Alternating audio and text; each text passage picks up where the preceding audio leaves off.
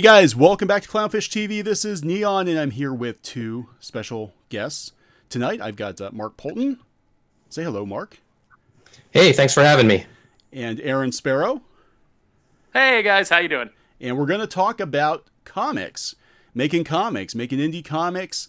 We're going to talk about Mark's project, Graveyard Shift, which he's doing with John Malin, who's a phenomenal artist. I mean, he's really, really good. And I'm just going to let these... Oh, hey, happy birthday, Jake. We got people coming in. All right. And cool. So I think I'm going to let Mark introduce himself. This is the first time he's been on Clownfish TV. Yeah, if you want to give everybody a little bit of background on who you are, what you've done, what you like to do, what your favorite color is, anything like that. Sure. 12-year comic industry pro. Got my start doing my own book. It was an indie book called Coney Waves. It was about a female detective in Hawaii who solved supernatural crimes. That work got me noticed by my hero in comics, Rob Liefeld. Cool. Rob then brought me in to do a couple projects with him, specifically to bring back Evangeline at Image Comics back in 2011. From there, I went with Rob to DC Comics, and I scripted his Savage Hawkman run. And after that, I created a children's book series called A Cat Named Haiku, which is based on my cat. It's about the day in the life of a cat told in haiku. And most recently, I co-wrote a children's graphic novel called Pizza Tree with my son Chase. Oh, cool. It was his idea. It was recently nominated for Best Kids Graphic Novel at the Ringo Awards, which is actually coming up at the Baltimore Comic Con. They're having the awards ceremony. So we're both really excited about that. And currently I have the Indiegogo campaign going on for my latest project with artist John Malin called Graveyard Shift. Yeah, and we'll talk about that. But you and I actually worked together. Yeah. I was your editor on a book you co-wrote with Jesse Blaze Snyder, which we briefly had up as an Indiegogo, and then Jesse changed his mind about how he wanted to do it and pulled it down, which is King of Kings. Okay. Yeah, I remember that. Yeah, and that was a really, really fun. Mark, why don't you tell us about just as long as we get you on, let's talk about a bunch of projects.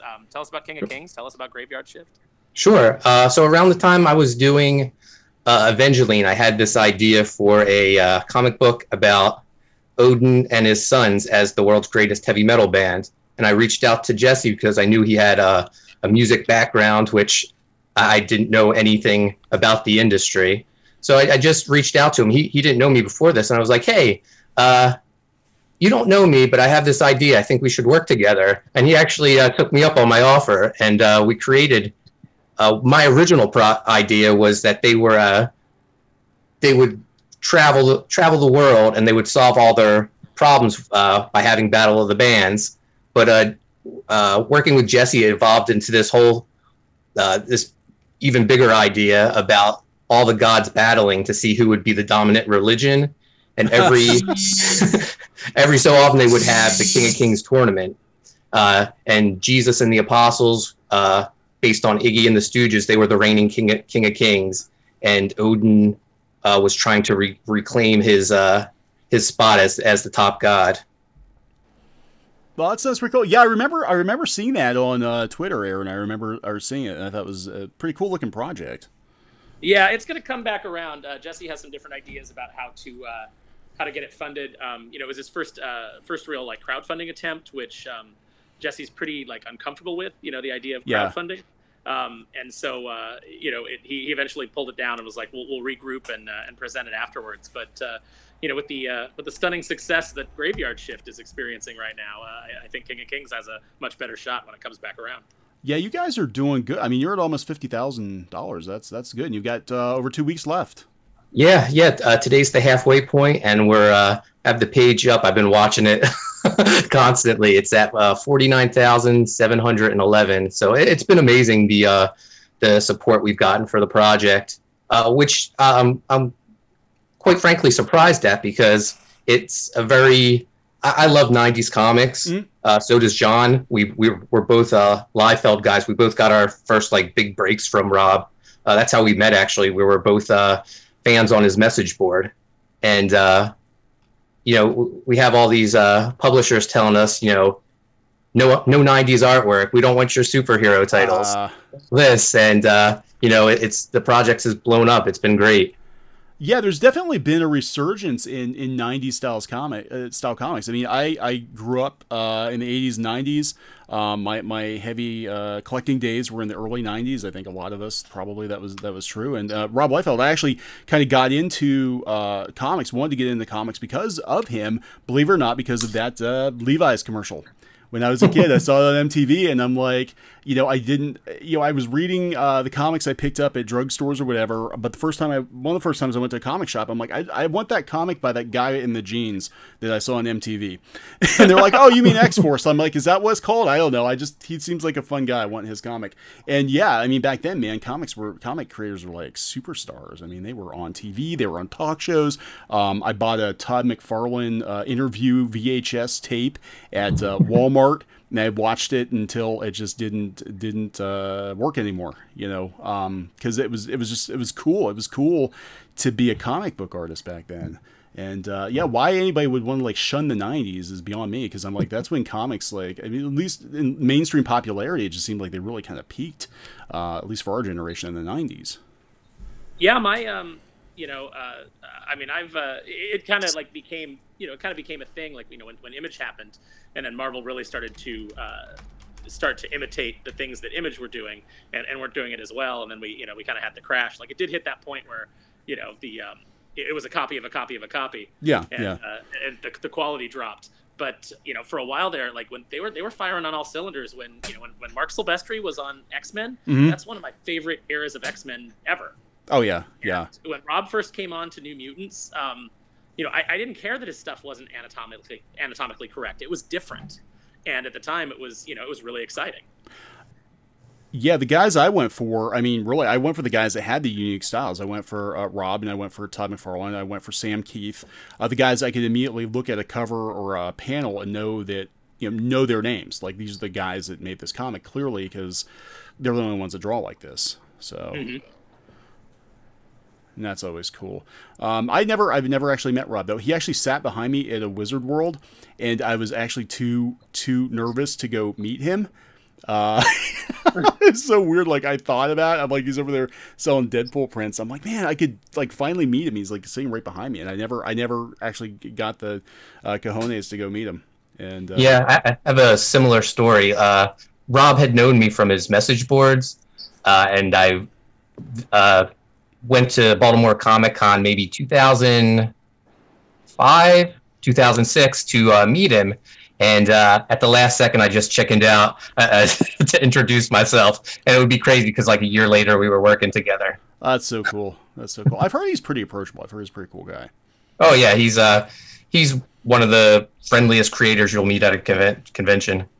Yeah. Yeah, he seems to actually, and the thing I really like him now, especially on, you know, following him on social media, is that he does seem to really enjoy his fans, and he seems to really love this newfound like second wind with, you know, the Deadpool movie doing so well. You know, he just really seems to be enjoying it, like legitimately enjoying it, not just like, hey, I'm smiling to look good, but he really seems to be into it, which is awesome. Yeah, I feel like he's going to become the next ambassador of comics. And just seeing him last year, we were at Wizard World together, and just watching him interact with fans, like he'll see someone in line, and then he'll say, "Hey, I know you. I remember your picture from Instagram." Like, he just has a great memory. People light up when he recognizes them. It's amazing. He's a real people person.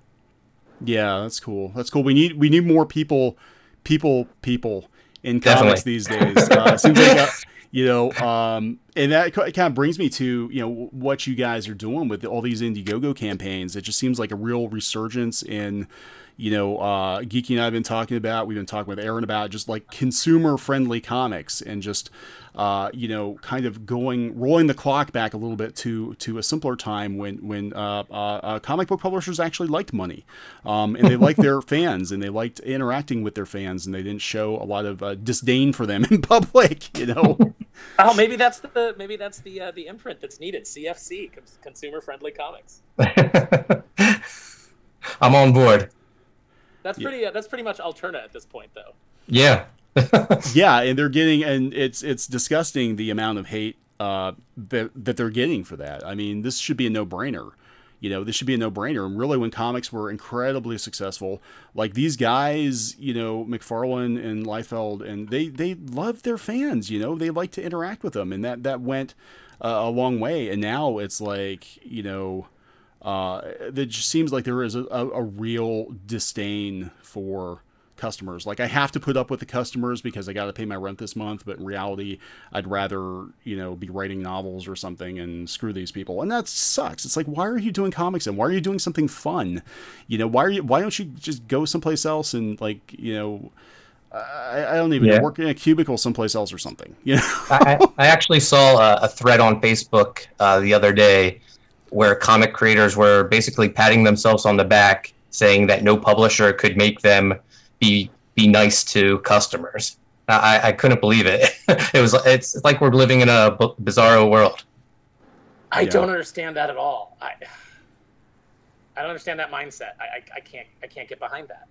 No, I feel like everyone needs to go work in a service industry. I was a busboy for years, younger, and I don't know. The customer's always right, even when they're not right. Sometimes you just have to have thick skin and do something to appease them. A little customer service goes a long way. I used to train customer service standards. You know, I used to train people in those and how to diffuse situations and how to deal with people that were difficult and how to turn it around. And I realized, like, not everyone has that skill set, but it is desperately needed in the industry right now. You know, at the end of the day, if somebody comes at me sideways, I'm still the professional. You know, and it seems like they put this gulf between themselves and the customers, which is like, I'm the creator, so I breathe this rarefied air, and you're lucky that I even deigned to speak to you. And it's like, if my opinion is, if you're so damn above them, then why don't you act like it? Be the professional. You know, it's like, I don't agree with that attitude of you know, that elitist attitude, but if you have that, then be better. Yeah, I mean, I don't know. I don't even know how it got to this point. It just seemed like, I mean, it seems to be a very recent development. It's almost like, you know, and Geeky and I have talked about this before, where at least in the circles we travel in, it seems like most of the people who are in indie comics anyway don't really want to be in comics. Or they're just viewing comics as a stepping stone to other media, better, you know, movies or whatever, animation. And it's almost like they're disgusted on some level. They have to slum it in comics. And I'm like, we don't need you here. You know, like, we would be better off without you. Just if you're gonna have that kind of an attitude, just go do something that makes you happy, and stop being so miserable. It's really, you know, I like, just coming off of Dragon Con, which was exhausting and you know, and just an emotional roller coaster. Dragon Con is just the absolute, like, craziest convention that I have ever been to. I was not prepared. It was my first, but just coming off of that, and you know, it wasn't the best show financially for any of us, but you know, people told us that going into it, and in a lot of ways it was an experiment. But one thing that I really came away with was the people that did come to see me were so grateful to be able to talk to me, you know, that they had enjoyed the Darkwing Duck book. A couple of them had even read, like, stuff that I did at Tokyo Pop and remembered that stuff, and, you know, brought it to be signed. And it was just such a gratifying feeling. And, you know, I just wish that the pros that are so, you know, kind of contemptuous of the fan base, and I know that there's some, you know, bad eggs out there on social media that you know, come after you, and you know, just mute those people. But interacting with your fan base and having those people come up and tell them that something that you worked on meant so much to them, you know, and to almost, you know, like, one girl was, like, almost in tears because she said the series got her through. She's such a big Darkwing fan, and she was going through, you know, and this happens a lot, and she was going through a really rough time in her life, and how much the book meant to her. And I got legitimately choked up.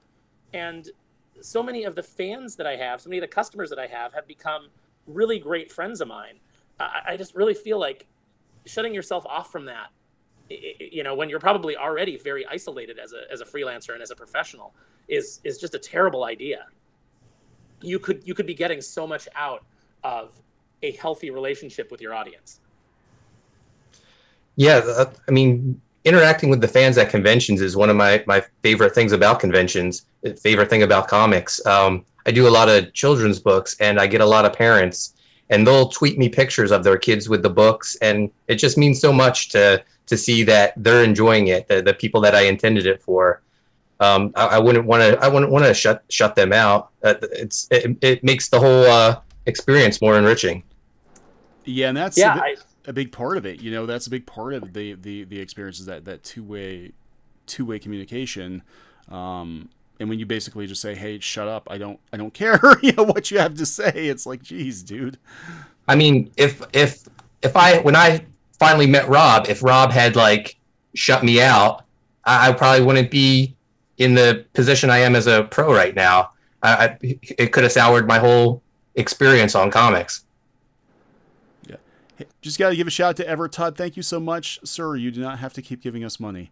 But we do appreciate it, and we do appreciate you popping in with comments. It's thank you very much.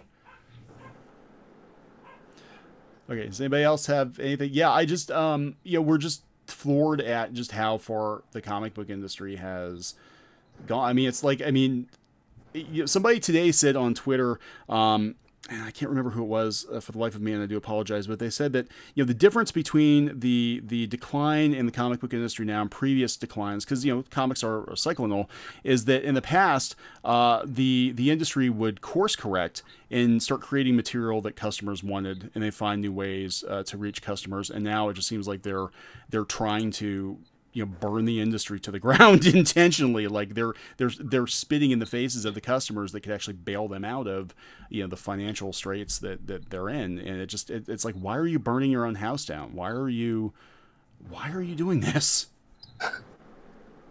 It's like they're burning down the entire village well, I think you've done the mouse hunt comparison on a couple of videos, which I think is very apt. You know, they're basically destroying the entire thing to, you know, get rid of one mouse. Yeah, but, you know, the funny thing about Mouse Hunt, now I haven't watched it in years, but as I recall, after they destroy their house trying to get rid of this one mouse, they actually all become very successful when they go into business with the mouse, because the mouse has a pretty good idea. So, you know, you think that they would learn that maybe these people you think are your enemies are not actually your enemies. Everybody really wants the same thing. They just disagree on how to achieve that, you know. I feel like the new crop of creators right now that are doing the Indiegogo campaigns, they're trying to find new ways to get these type of books that you know, apolitical books. They're trying to get them to readers through Indiegogo, through YouTube. Just have to figure out a way to get them in the shops too, where more people can get them. Well, it's important to get them into the shops because you know, part of the goal of any comic creator, I think, should be to support the direct market and to make strong product, you know, to keep retailers alive. The amount of stores that we're losing, not just ones that are going out of business, but the ones that aren't being talked about are the ones that are simply they've stopped carrying new comics. They still have some back issues, but they've basically transformed into pop culture stores. You know, the store is still there, but it is no longer a new comic, you know, place to get new comics. And that, you know, that's huge as well. I have friends at Diamond that have said that management is just taking this like wait and see approach, like, oh, you know, the industry's cyclical and it'll come back around. And you know, that and meanwhile the salespeople are all losing their minds because nobody's making bonuses, nobody's, you know, making any money because just the sales are so poor. The amount of stores that are in the country that are still left in the country, if you took your average selling Marvel title, let's say that's around 15,000 copies, you know, that's the average, and you divided that up amongst the remaining stores in the country, that's 7 of each title per store, and you know that that's not what gets ordered. Yeah, you know, some last, some more, but you know, that's how long until it's unsustainable. I think we're reaching that point right now. I gotta give a shout out to Nerd Wonder. Thank you, Nerd Wonder. Hope to do you guys proud on Graveyard Shift. Awesome, Nerd Wonder. You're doing great, Nerd Wonder. Yeah, she's a comics cheerleader. She's definitely awesome. cheering everyone on. Yeah, I think we've reached that point now. I mean, we did a video a couple of weeks back about how here in the Pittsburgh area, most of the shops now have converted into pop culture stores. They're selling Steelers merchandise and Penguins merchandise, and that's how they're actually staying in business. And, oh, by the way, we have comics in the basement.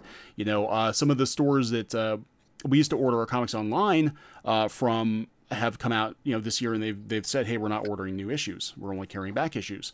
And yeah, this is a problem. Like, I don't understand how much longer comic book industry pros and Diamond can stick their heads in the sand and ignore this. It's not going to go away, and just because there are guys that you don't like that are telling you this doesn't mean that they don't have a legitimate point. Yeah, it's really alarming. When does Baltimore? Did Baltimore already pass Baltimore Comic-Con? No, it's end of the month, September 28th to 30th. And that's when they have the retailer summit, correct? Yeah. I'm wondering if we're going to get a full retailer revolt like last year. The one that we weren't supposed to talk about, the one that was behind closed doors. Yes. I don't know. Will we get, I guess my question, being the cynic that I've become in the last few months, is will we get the truth from the comics media as to what went down behind closed doors? I don't know if we will. I'm sure some retailers will talk about it. Yeah. You just can't keep, with the internet, you just can't keep these things secret anymore.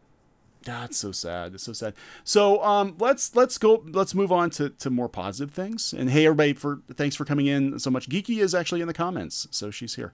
So hello. Graveyard Shift. So what can you tell me, Mark, about the plot of Graveyard Shift? What can people expect? Sure. So the high concept pitch is, what if the Universal monsters were the X-Men?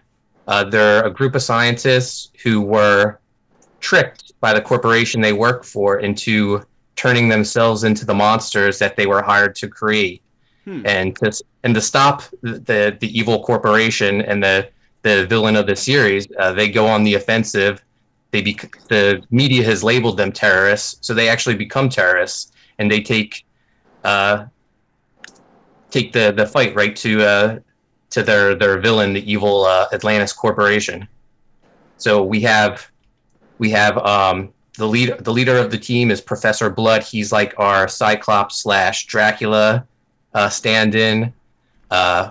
Lily is our Bride of Frankenstein / Jean Grey. The monster is our Frankenstein / Colossus stand-in. And there's a couple more monsters that are going to appear in the book. The team is officially 4, but there's more monsters. But I don't want to spoil it for the readers. That's a pretty cool concept. How did you get John Malin? I mean, he's a really busy guy. He's a really busy guy these days.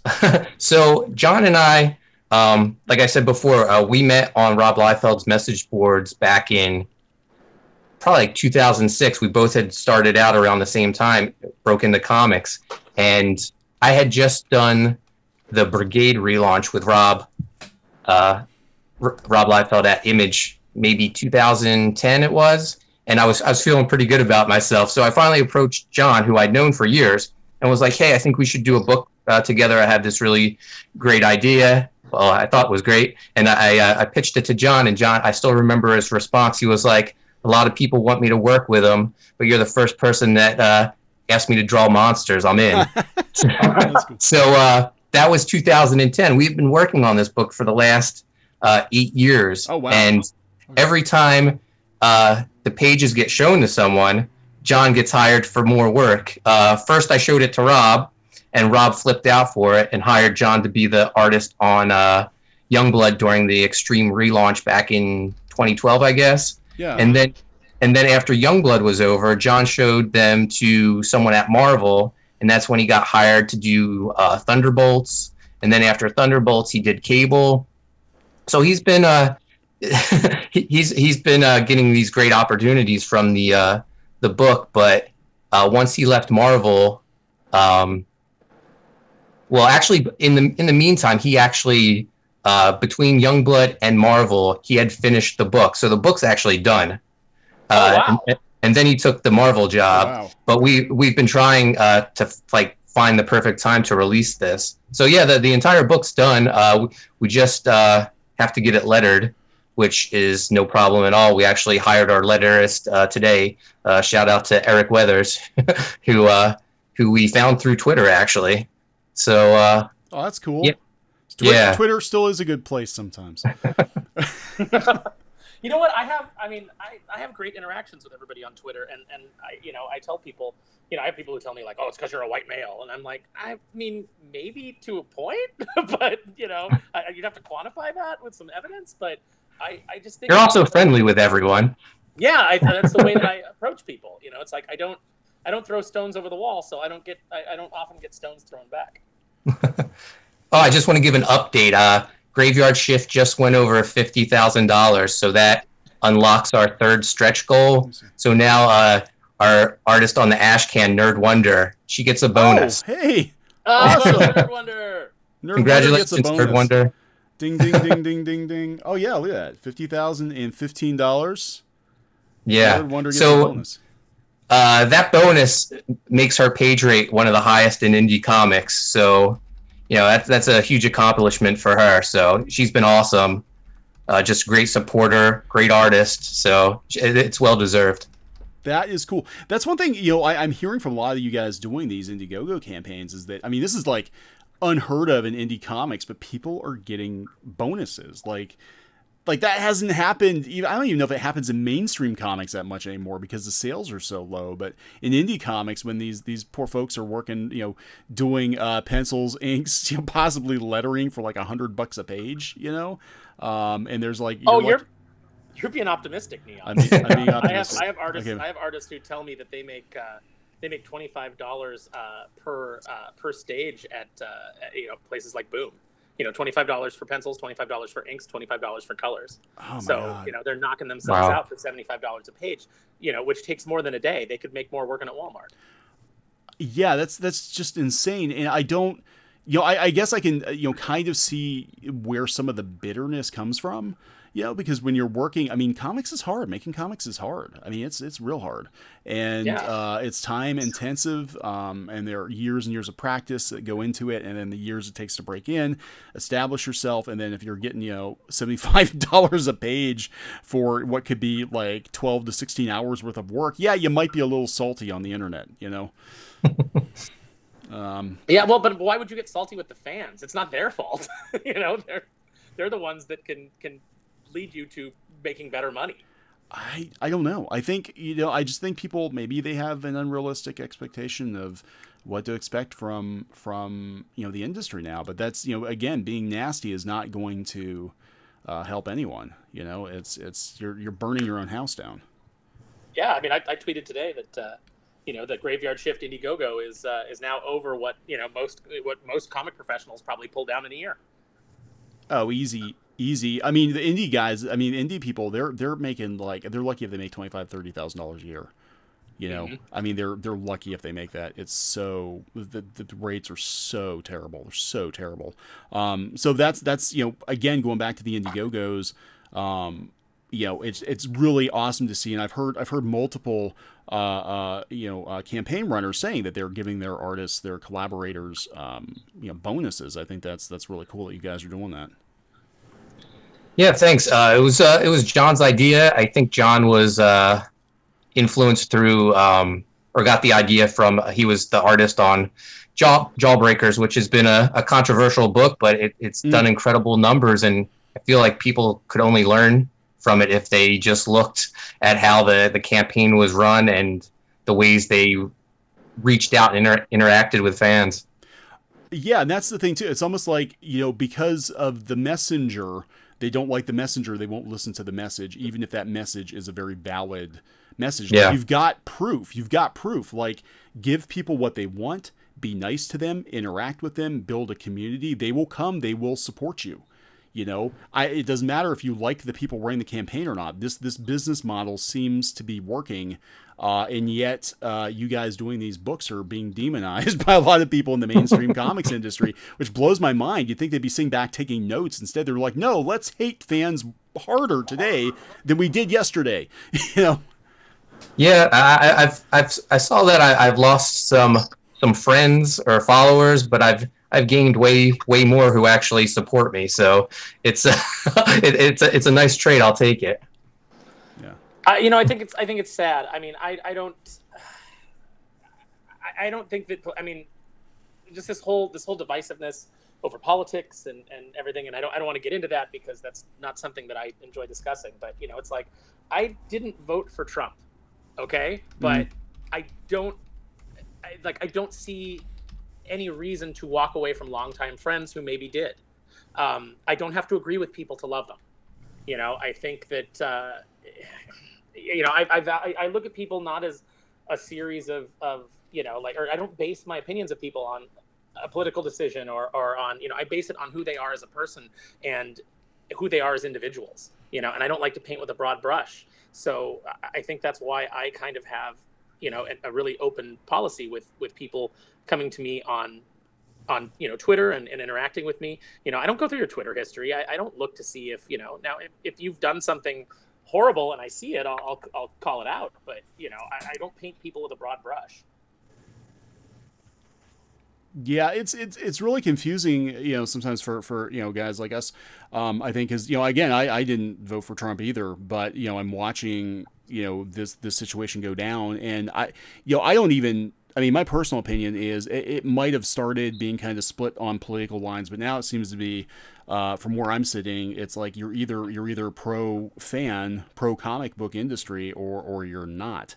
And you either want to see comics survive or you don't, you know, and I think the politics need to be, they need to be shelved for a while, and everybody needs to sit down and talk about this and talk about the real issues. It doesn't matter, you know, if somebody's got a solution, just because you don't like them, you don't like who they voted for, whatever, you know, hang up you've got, it doesn't invalidate the advice, you know, the solutions.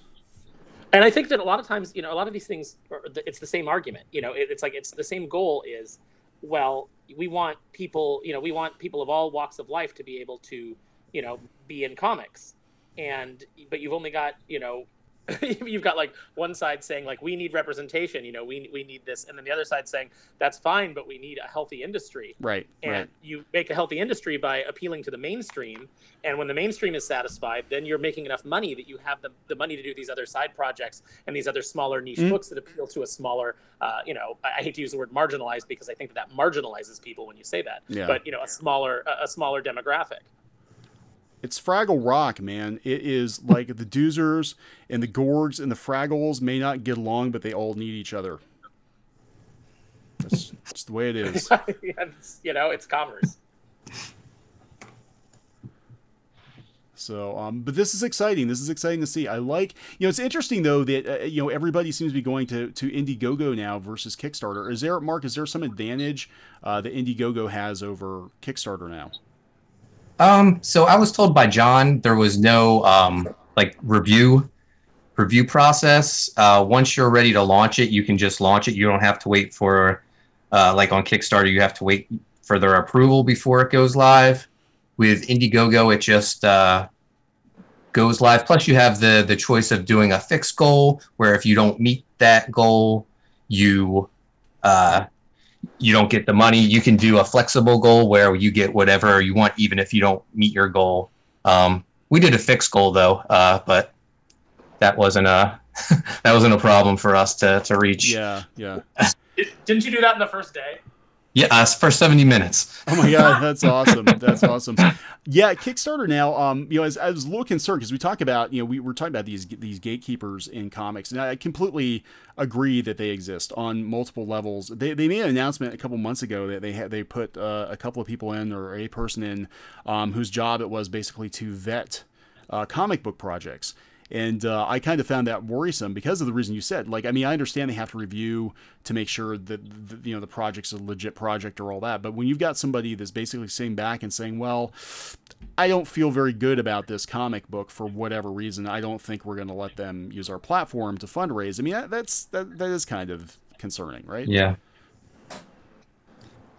That's super concerning because it's like, yeah, you review it for validity and is it a real project, but I feel like it's going to be reviewed for ideology, and I don't think, I mean, obviously Kickstarter is a private company, they can do what they want and allow what they want on their platform, but I think that it's a bad idea. I mean, I'm somebody who enjoys the marketplace of ideas, even terrible ones, even awful ones, because the awful ones should be brought out into the sunlight so that we can point at them and say, aren't those awful? I'm a free speech guy. It's like, I don't want people hiding in the shadows with their terrible opinions. I want them out in the open so that we can say, oh, that's awful. Yeah, we can all throw tomatoes at them. Exactly. Yeah, but no, it's really cool because I like it. And then Indiegogo, I guess, gives you the option of like keeping a store open after the project's been funded. Is that correct? Yeah, there's their in-demand store where once the project closes, people can still order the books. Usually, creators will limit the reward tiers and make it more like you can get the book, but you can't get like the other things like the original art or T-shirt or stuff like that. Just the basic level reward is available. Okay, that's cool. That's cool. Yeah, it's definitely an advantage, I think, over Kickstarter, because with Kickstarter, like if you want to sell additional books, you either have to do funding through PayPal, or you have to go open a Shopify store or something. BackerKit, it takes a third-party app to do that, which is a huge hassle, I think, for a lot of people. So yeah, especially when you're running a campaign, which will take so much of your time. Like John and I already have like December mapped out that we should have the books by then, and we're going to take time off to package them up. We got some friends coming to join us and mailing thousands of books out. James Cole, thank you so much for the super chat. Did not have to do that, sir, but he has a question. Since there are so many cool pros here, I just want to ask, what, in your opinions, makes a manipulative and cunning villain work? I think that the villain has to believe that they are right. Because I don't think that anybody in life thinks of themselves as the villain. I don't think that anybody who has ever done anything horrible thinks that they have to believe in what they're doing. Or they just, I said in the chat, or they have to be just simply malevolent for malevolence's sake, like Negadeck. Yeah, I agree. It's just the ultimate in mustache twirling villain. Yeah, I agree with Aaron. They have to believe that they're right. I also feel like maybe not so much sympathetic, but you can kind of see the angle they're coming from. Like, for example, the Black Panther movie, Killmonger. I thought he was like the best villain on screen. There was a purpose. He believed he was right, and there were times where I was going, yeah, I feel like he is right. Yeah, I mean, I've always felt that way about Magneto as well. It's like I agree with his position. I don't agree with his methods, but I can see where he's coming from. His family was killed in the Holocaust, and when it comes to what's happening to mutants in the Marvel universe, he's basically saying, I will never allow this to happen again. But by any means necessary, this will not happen to my people. And you can sympathize with that even while he's the bad guy, and it makes him compelling. Yeah, I think any villain you can sympathize. I mean, sometimes I hate when they always seem to redeem the villain, but really, like Aaron was saying, I agree. I think villains always think they're right. I mean, there are people who do horrible things for reasons they think are right and just, murdering and lying and, slander, whatever. They really think that they are in the right and that the ends justify the means. That's why I thought that they, as much as I prefer Thanos' motivation in the comics because it's alien and strange, and I find that interesting, for the movie audiences, I thought that they made the right choice in making him, for lack of a better term, Space Al Ghul, with just wanting to eliminate half of the universe to restore the balance and restore the the amount of resources that could sustain the populations. And he has that great moment where he's talking about what he wants to do, and Gamora tells him, "You don't know that," and he says, "I'm the only one that knows that."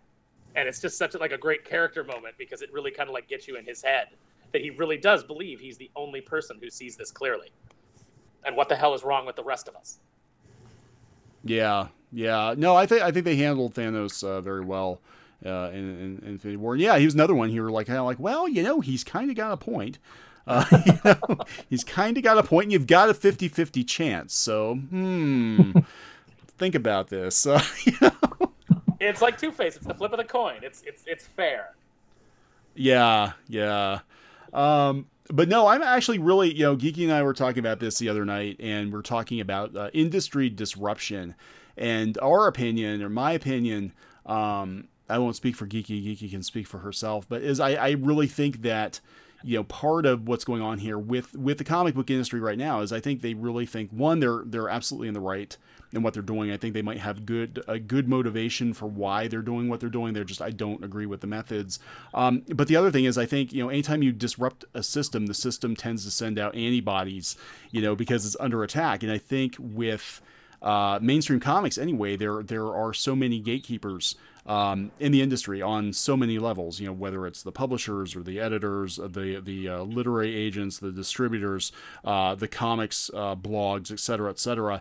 And I think, again, this is just a personal opinion based on what we're seeing on the sidelines is you guys are crazy successful, and you weren't supposed to be. Because some of you have wrong opinions and they don't like it. And, it's crazy that the lengths that the industry has kind of gone to try to especially like John Malin. I mean, John Malin's he's like Twitter's favorite punching bag, every day. I mean, he punches back hard, but I'm sitting here what did to do that was so wrong, But the industry just absolutely hates him right now, and that sucks. But the fans love him. Yeah, it's a real shame. What all John wanted was for his editor not to alienate one section of the fan base. His editor, I guess, put out a tweet that said, "Anyone who votes for Trump will remember you." And that put him in a bad position at Marvel, because he was against that. Yeah. And then I guess Bleeding Cool jumped on him and painted him as this racist alt-right person, which couldn't be further from the truth. I've known John for 12 years. He's one of the nicest guys you'll meet. We'll always have your back. It's a shame that our industry is now you're punished for wrongthink. It's crazy too, because just in the last week, I mean, it's really escalated, and it's frightening. In the situation with Alterna, especially, it's almost like the Spanish Inquisition. It's almost like the editors, journalists, they're going around, renounce Alterna, or you're going to be banned from the comic book industry forever. And I've seen creators, jump ship because they're afraid of being blacklisted, because they're, and I'm like, Alterna has not done anything wrong. They're actually one of the most professional indie publishers out there. I mean, they're knocking it out of the park. It's so disgusting what's going on with them. It's a shame, because Peter is like the one publisher who's actually trying to grow the industry, making books affordable again, getting in places outside of the comic shops like Dollar General, Toys R Us. He's the one guy that's trying to make things better, and he gets dogpiled like this. It's terrible. I dare say he's the Preston Tucker of the comic book industry right now. Yeah. I mean, they're going to try to destroy him for it. Yeah, it's a very similar, and that's what we said about systems and sort of that the systems do not like to be disrupted. And anytime you have disruptors come in, and comics has been overdue for disruption for some time. And we talked about like, kind of what we saw on the webcomic side of things, how mainstream publishers kind of tried to denounce, digital comics and all that. And then eventually they just joined in. And, we're seeing this again, but just on a much larger scale, I think, because, they can't ignore, I mean, these publishers like IDW are hanging on by their fingertips, and you guys are walking out, with like $1 million plus in sales. Like IDW would love to have some of that money, but John and I actually pitched Graveyard Shift to IDW, and they told us they did not know what they didn't know what to do with a project like that. So an original, like, well, an original. I mean, I know that they're mostly licensed books, but I mean, they have some original content. How would you not know what to do with that? Like, that's just another piece of IP that you could be pitching as a television show. Because when I first saw that you guys launched it and I looked into what it was, I was like, this is a great idea. This is something that I'm gonna buy the book. I would watch the TV show. This is a fun concept, and I miss that in comics. If I have to read one more slice of life superheroes sitting eating cheesecake book, I'm gonna blow my brains out. And at the time we pitched it, it was pre-controversies for John. So John was just a Marvel artist at the time. I was a DC writer. I don't know. It seemed like that it would be a surefire, green light, but no, they didn't know what to do with it. But it worked out for the best. Things couldn't be better for our project now.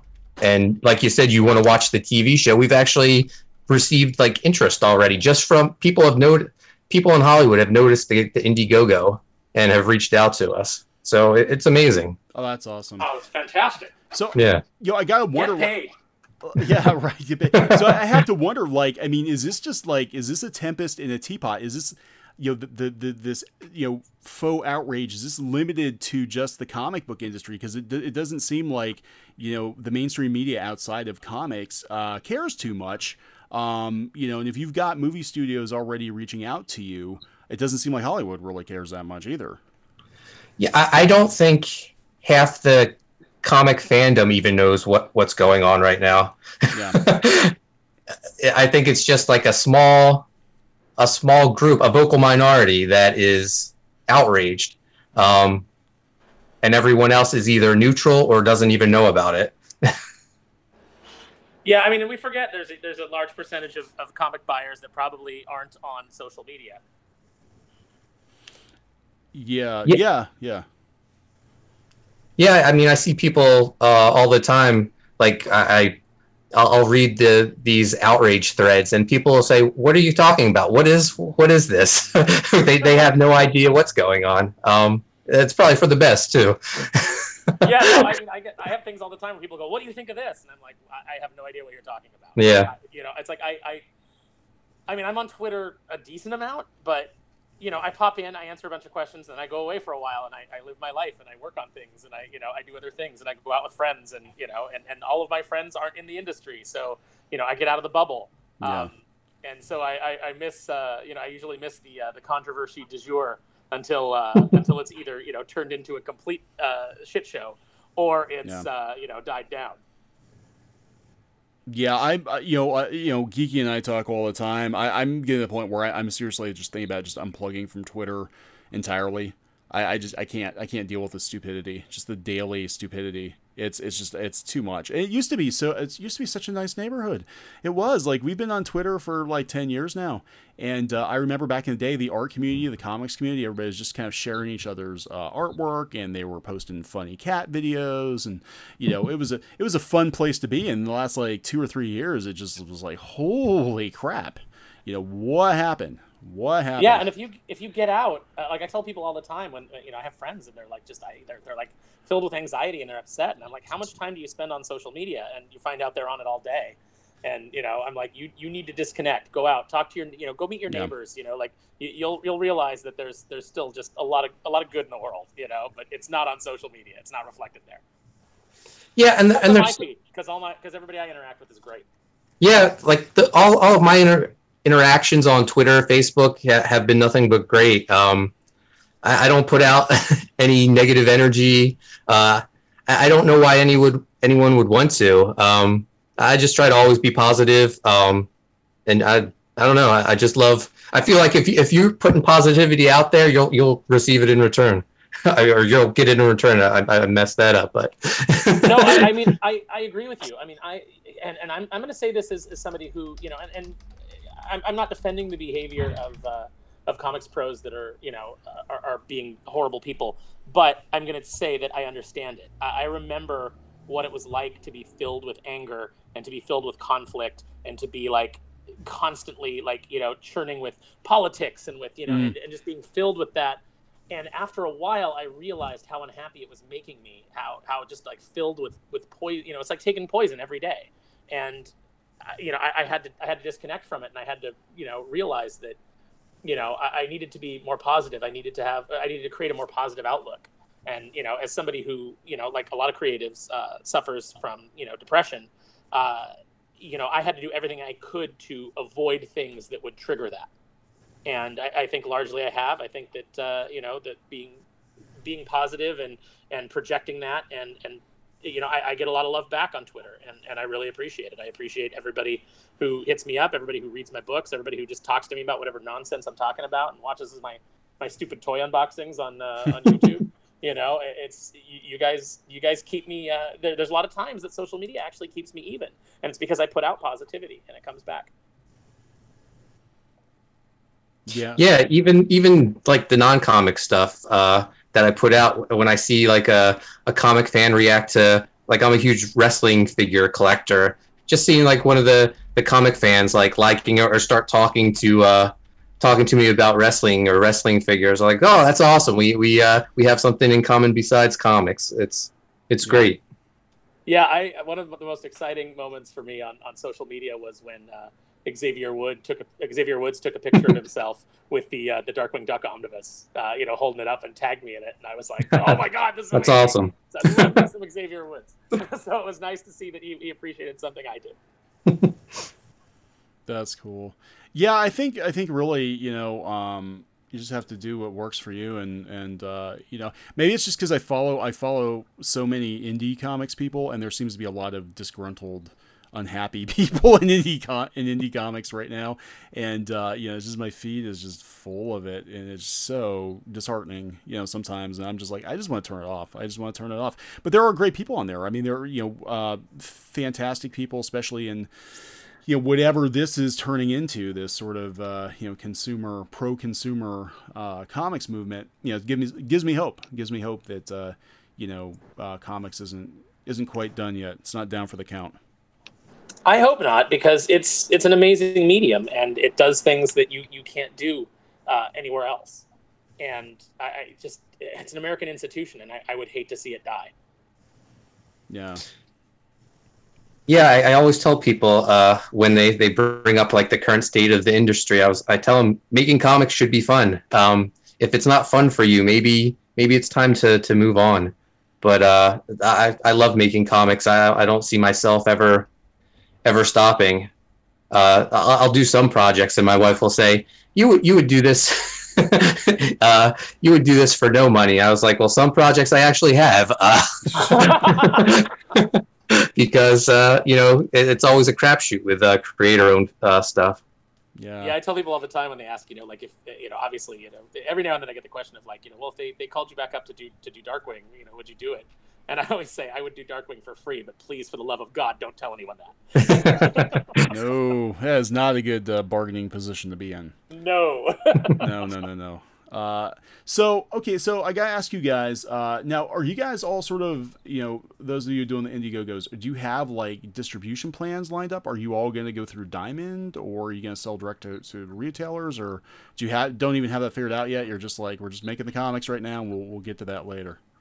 For now, I think John and I are both on the same page that people are only getting this through the Indiegogo.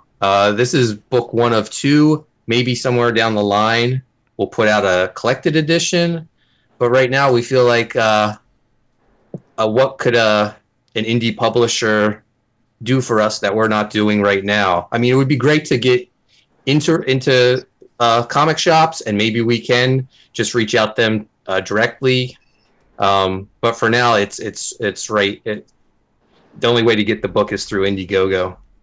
Well, I think if the ultimate goal, I think the Indiegogo campaigns, and everybody who's doing books through the the crowdfunding method, if the goal is not only to to produce fun comics and connect directly with the audience, but if the goal is also to support the retailers who desperately need support at this point, I think that there's got to be a way to get those things into shops. Heck, maybe even like Alterna. That's a company that has creators walking away because they're terrified that they're going to be put on the blacklist, right? Even though they haven't been invited to the party thus far. They're never going to get that invite. Yeah, dangling carrot, like your first and only work, and you're gonna publicly throw your publisher under the bus. That is fantastic. Let me give you a standing ovation for that. Classy move. Yeah, maybe that's the route to go. Maybe that's something that could be done. Where obviously you do the Indiegogo and you've got your higher end version of the book with your chromium cover or whatever, and just going back to the 90s, your chromium die cut scratch and sniff cover, and your really high quality glossy pages with just exceptional coloring. But then you've got the newsprint version that goes out to the newsstands that people can pick up. I would definitely pick up both versions. Yeah, it's something John and I will definitely have to have a talk about once this initial campaign's done. Yeah, well, actually, Peter's gonna be on. He's gonna be on 9:30. He's gonna be making an announcement, and I was, we had him in the chat a couple of times. I was really worried about him. I mean, Comics Twitter was absolutely brutal to him. He did absolutely nothing wrong other than provide good customer service and great comics at a great price. And I can't believe we live in a time when that is a crime. It's so sick. Yeah, Peter's a great guy. I've known him for a little over maybe about 2 years. When my book Pizza Tree came out, I was looking for ways to promote it, so I took out some advertisements in his newsprint line, and it was a great experience. And ever since then, Peter has been so supportive of pizza, not only me, but I'm not only Pizza Tree, but me. So it's horrible to see him go through this, and I'm glad of all the outpouring of love he's been receiving recently with the orders to his store and stuff like that. Yeah, it's good to see. I mean, it's it's been great for his business, but yeah, I was very appalled. I actually knew a couple of the creators that publicly walked away from Alterna. And I was so disgusted. I was absolutely disgusted. But then I found out that the one actually blocked me anyway, so it didn't really matter. But I was just like, God, like, I know how much work you've done in comics. You literally just threw away your only publisher. That's phenomenal. Yeah. And they're not going to give you a cookie, dude. They're not going to give you a cookie. You would have gotten a cookie by now. You're not getting a cookie. And maybe I'm a little bit cynical about people's motivations, but I think that that's exactly what some of them are after. Oh yeah, is they see an opportunity to now I'll get invited up to the to the big leagues, and all I have to do is bite the hand of this guy who's helped me. Yep. And I can't do that. I'm really big on loyalty. I think that the people that have stood by you owe it to them to stand by them as well. And it breaks my heart to see it, and I see it all the time. I see it all the time with people.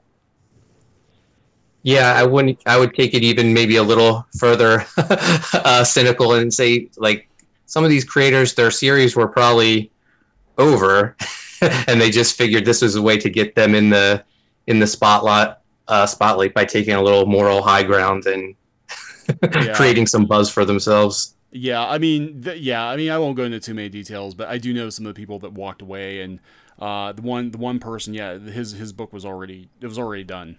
It was like, dude, you're not. Yeah, you're not standing for anything. You look like a complete ass. And, you know, getting fist bumps and high fives from the usual suspects on Twitter, you know, which is what he was looking for. And I'm like, I'm just so disappointed. Yeah. I'm just so disappointed. But yeah, he's going to be coming on at 9:30. So we'll make sure that we are off of here by then. I definitely want to go hear what he has to say. But yeah, I mean, I think there needs to be, you know, some kind of, it's almost like, it's too bad there couldn't be like a co-op or something, like an image that, you know, was Image before Image became what Image is now.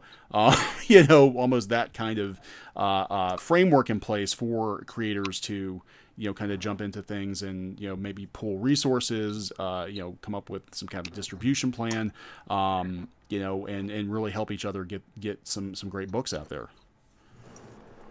Yeah, definitely. We're in the early stages of this whole Indiegogo revolution. So hopefully we can start figuring things out on a bigger scale. Yeah. And it's going to happen pretty quick because you guys are doing really, really well. You're doing too well. That's why you're getting the attention you're getting, I think. Yeah, I think it's another book that's going to break 100,000. I really do. Yeah, you still got over 2 weeks left. Yeah. Fingers crossed. It can happen. You know what? All you need to do is just announce that it's going to come out from a publisher, and then someone will try to stop that, and then you'll make another 100,000. Mark Waid will stop it. Yeah, he's in charge of vetting all comics projects across the industry now. If you don't get Mark's blessing, you're not allowed to be in comics, right? It's like that little Nintendo seal of approval, except it's got his face in it, and they put it on the cover of your book. Now you're playing with power. That'd be a great name for a book, the seal of approval. That's an actual seal. But no, this looks great. This is great. I'm very happy for you guys. Definitely happy for you, Mark. And it's great to see John Malin. I mean, he's gonna be busy for years to come, Marvel or no Marvel, I think. Yeah. And just so I can get this out there, I just want to thank everyone who has backed the project. This, like I said, this has been like an 8-year passion project for me and John. So to see it, you know, succeed really well, I can't thank all these people enough. You're basically changing our lives. We're getting to do this project, and we're going to get to do it for a while because there's going to be more Graveyard Shift after this. Oh, excellent.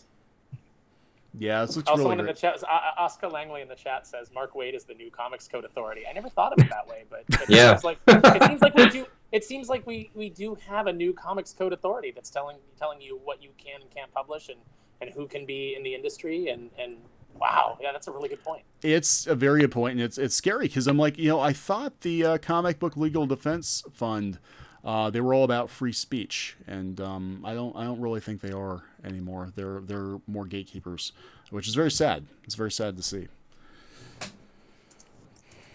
It's really frustrating. I really feel like you know, we've kind of lost the thread, especially when it comes to this being an industry where the idea is that you're going to make profit. Mm. Yep. Money's bad, though. I've literally been told that by some people. Money's bad. Oh, I wish I had some. Right, money's bad because I don't have any. But no, this is awesome. I'm excited for you guys. This is going to be really interesting to see how all of this plays out for these various projects, because I think we are watching another Image type revolution going on in comics. I think we're watching some serious disruption go on, and of course that's not going to go unchallenged, but the end result may be that this becomes the new normal, you know, whatever the next phase of comics is. This is the new normal, and really I think it's going to be more important than ever to connect with your readers on a more personal level and be nice to them. Yeah, I've said before that I feel like this new revolution I haven't been this excited about like superhero comics since the Image founders got together. It's great to see all these new creations coming out and being supported by fans, and just to see all the excitement around it. It's awesome. You know, I think it's going to lead to a course correction. You know, we've only got two ways to go. Either either the industry completely collapses and the direct market, falls and there's no more comic book stores, or the industry is going to course correct because they're going to see where the money is. They're going to see that, there's money to be made in doing comics that are not political or not beating you over the head. There's money to be made when you have your talent, in line, and, how you have a solid social media policy to keep, customers from being driven off. And I keep waiting because I think that's going to come from Disney. Because Tom and I have both worked for Disney, and we know how Disney's social media policy is. Oh yeah. You are monitored. You are monitored all the time. Yes, and, yes, you are. I'd have innocuous things that I'd get emails, and they would just be like, take that down. And yeah. So you learn really quick, and eventually they're going to look at the financial state of Marvel.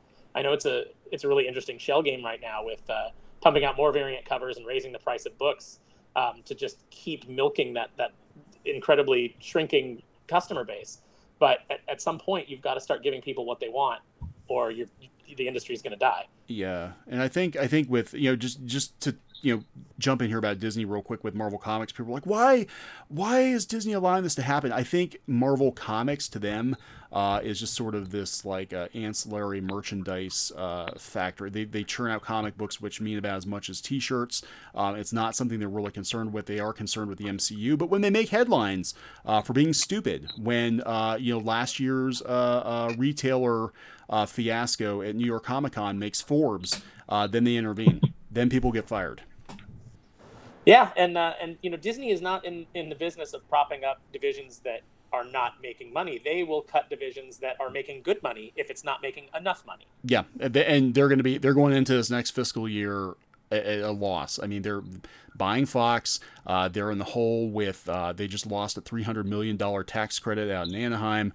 They're losing all their Netflix revenue to chase after the streaming service. They're going to be looking for ways to cut corners. I guarantee it. So if you're working at Marvel Comics and you're watching this video, be really, really nice to the customers. Because they might be the only ones that save you when you have to go crowdfund your own project because you've been laid off from Marvel Comics. So, just FYI. And if you do crowdfund, deliver on that crowdfunded project. That's key. Yeah.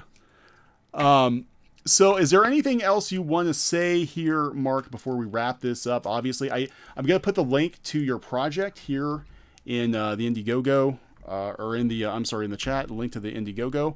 And, this is exciting. Any final words? Just again, I want to thank everyone for supporting the project. And if you haven't backed it and you're considering it, just remember a time where comics were cool, no agendas. They were just there to entertain you. That's Graveyard Shift. It's just kick-ass 90s action, beautiful artwork, beautiful colors, kick-ass story. Just go check out our video, and if that doesn't change your mind, I don't know what would. Awesome. Eric, don't worry that you just came into the chat, because we're actually recommending that after this, everybody go over and watch Peter Smetty's live stream, which will be starting at 9:30 Eastern. So in just a little bit, if you guys can go and throw some support there and check out what he's doing. So don't worry that you missed this. You can watch this later, but definitely go check out Peter's live stream. Yeah, I'm really curious what he has to say. I'm glad he's saying something, because I think a lot of us were really worried about him. He had a really rough weekend, and it'll be good to hear from him. Well, I think then he looked at the sales. It's like I was feeling really down. Boo! Hey, look at my bank account. This is great. I jumped from 200 books sold, this week to over 10,000. I think he said. Yeah. So, I think that proves that there is a really good heart within the comics fan community. That they see somebody getting bullied. Like I just caught up on the whole Elizabeth Breitweiser thing today because I saw a tweet about her and I went and looked into it. And, just the outpouring of support, I think is fantastic. I don't understand this notion of harassment is wrong, so we're going to harass people. I don't understand that mentality at all.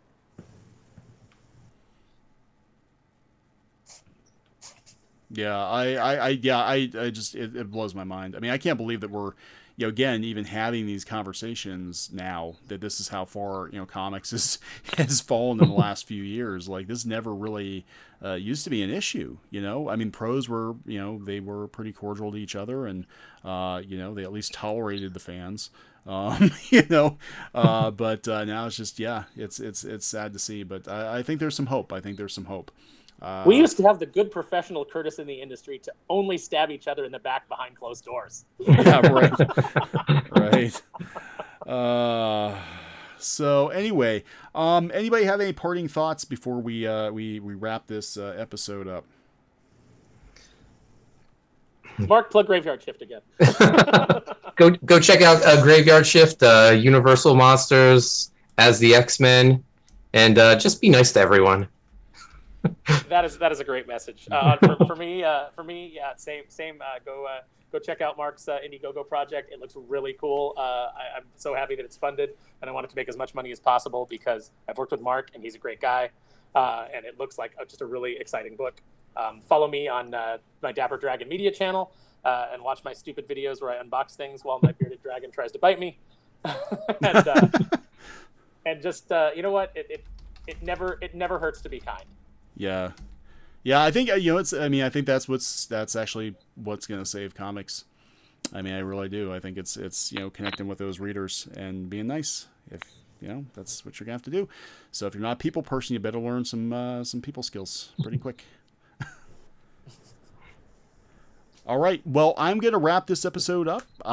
It's been a real blast having everybody in the chat, and thanks, Mark and Aaron, for coming on. Good luck, Mark, with the campaign. I mean, you're really knocking it out of the park. So I would not be surprised if you hit 100,000. You know, 15 days to go. So just keep plugging away. And anyone who watches the video, you know, be sure to share a link to Mark's project. It looks really, really awesome. And thanks for all the support. Thanks for the super chats. And thanks for the conversation. It's always good to have some friends come in and talk to us. Really appreciate it. Okay, so we're going to wrap this episode of Clownfish TV up. And last thoughts, guys, real quick. You got anything else? Because I'm going to hit the button.